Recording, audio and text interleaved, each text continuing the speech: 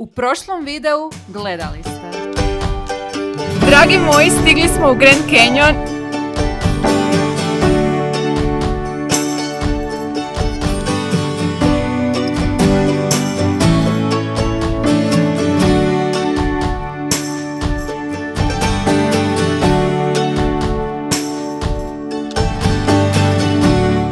Dragi moji, ovo je definicija američkog road tripa.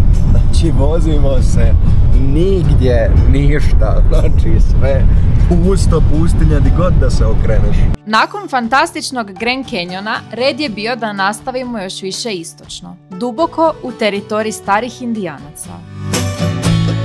Pozdrav ekipa, dobro došli u novi video. Ako dolazite s prethodnog videa o Grand Canyonu, ovo je nastavak znači na taj video. Nastavljamo dalje s putovanjem, nalazimo se trenutno blizu Horseshoe Benda u Arizoni, sami sjeverozapad Arizone.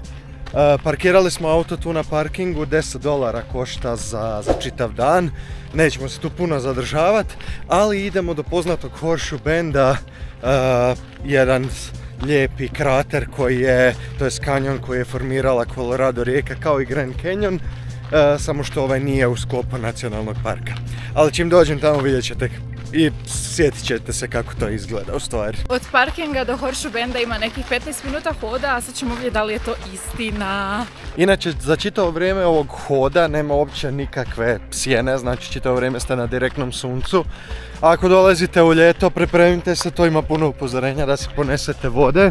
Imaju ovakve male sjenice ispred na dva mjesta na putu do Horseshoe Benda kojeg možete vidjeti malo tamo u daljini. Horseshoe Bend je jedan od najfotkanijih prirodnih prizora u SAD-u i s dobrim razlogom. Izgleda kao da ga je neka viša sila precizno savinula u oblik savršene potkove. Postao je planetarno popularan zahvaljujući Instagramu i YouTubeu. I sada je nezaobilazna stanica ovih koje rade road trip kroz američki jugozapad, kao mi. Nalazi se na 300 metara iznad rijeke Colorado, te izvan granica Grand Canyon nacionalnog parka, iako je dio istog riječnog sustava.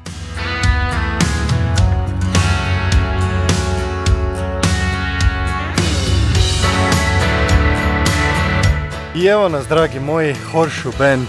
Mislim da možete vidjeti zašto se zove zavoj kopita, zato što izgleda kao konjsko kopito.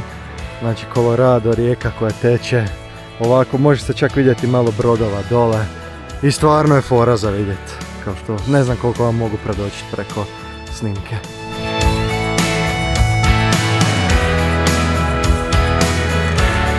Inače, Horseshoe Bend se nalazi na Navajo zemlji, zemlji Indijanaca ovdje. Znači to je njihov teritorij ovdje u SAD-u. Navajo zemlja je ogromna, prostire se na jako dobar dio, na jako velik dio Arizone i Ute. I ovdje imaju onda nekih svojih posebnih zakona i tako dalje. Tako da Horseshoe Bend na primjer nije dio Grand Canyon nacionalnog parka, nego je na njihovoj zemlji.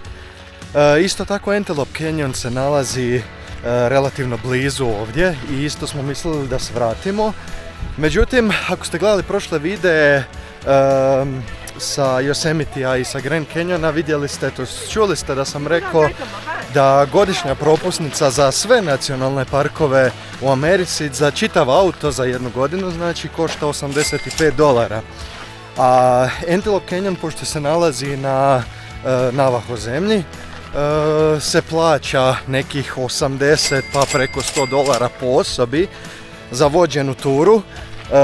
Ima različitih dijelova isto tog Antelope Canyona i isto tako ne može se snimati kad odete tamo, može se samo slikat i morate pratiti ovoga što oni kažu, ne možete tamo sami otići, nego znači imaju ture i puno košta i zato smo se na kraju odlučili da nećemo ići tamo, da ćemo samo posjetiti Horseshoe Bend.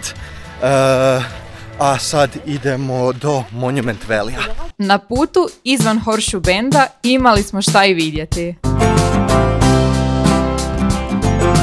Put vodi kroz srce pustinje. Ravna cesta, sunce koje prži, a oko nas beskraj. Ovo nije samo putovanje od točke A do točke B. ovo je ona cesta iz filmova. Kad je neko rekao da je nešto Bogu iza nogu, na ovo je mislio. Dragi moji, dobrodošli u Utah. Evo nas blizu doline spomenika, to je Monument Valley-a. Može se vidjeti ovdje ispred mene. Kažu da je ovo najveći muzej na otvorenom i izgleda predivno.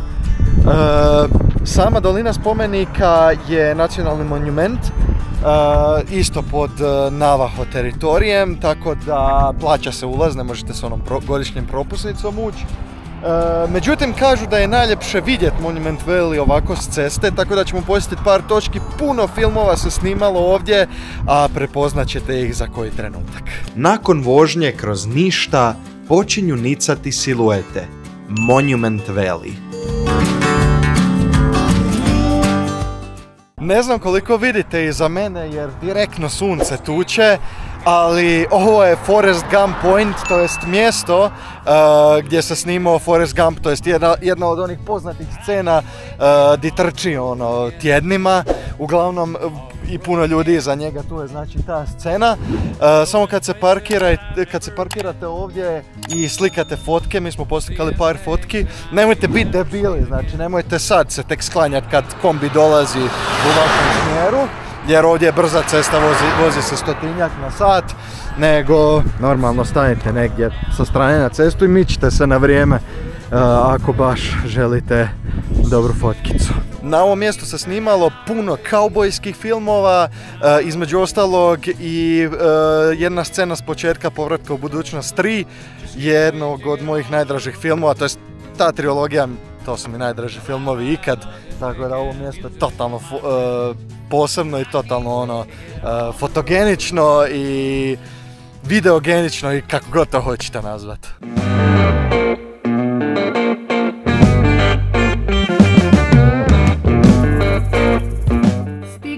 U najbliži smještaj u Monument Valley-u. Jako je skup zato što ga plaćamo nekih $175 po noći.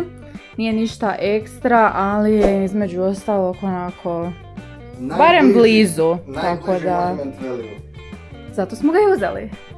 Kupovnica, kada, ne znam zašto oni svi imaju kade, ali uglavnom imaju kade. To vam je to. Eto, imamo i frižider i mikrovalnu. I ne znam je li ovo aparat za kavu ovdje? Jest.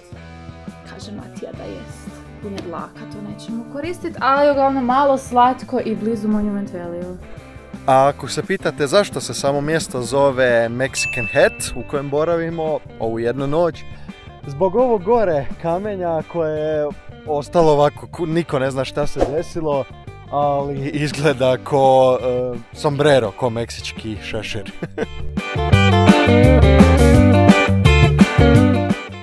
Zadnja stvar koju ćemo napraviti dok smo u Monument Valley-u, idemo odvoziti Moki Dugway, jedna od scenskih vožnji ovdje blizu Monument Valley-a sa prelijepim pogledom na dolinu bogova ili The Valley of the Gods, a možete vidjeti sad ispred nas gdje ćemo se mi sad penjati.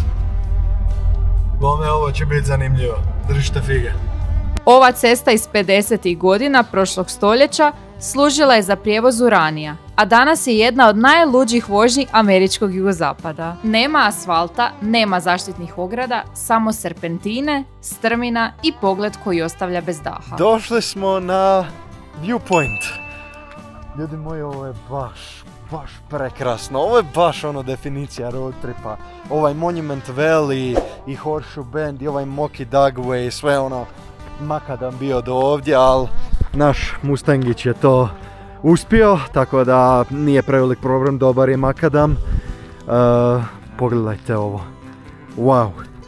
Znači nema puno toga sad za vidjeti u Monument Valley ako ne želite rentat kamper i ići baš po samom tom, po samoj dolini spomenika, ali ovako za road trip, za potrošiti jedan dan, za vidjeti ovo, baš je lijepo. Ovo je prizor kao s Marsa, dolina bogova, tiha sestra doline spomenika, samo s manje ljudi i više tišine. Ujutro smo se probudili u zoru kako bi još jednom vidjeli Monument Valley prije nego nastavimo svoj put dalje. Goleme crvene stijene se izdižu iz ravne pustinje kao i zadnjih 200 milijuna godina. Ovo je najfotkanija cesta u SAD-u i apsolutni must stop za svakog road tripera. Ovdje smo napravili fotke koje ćemo vjerovatno pamtiti do kraja života.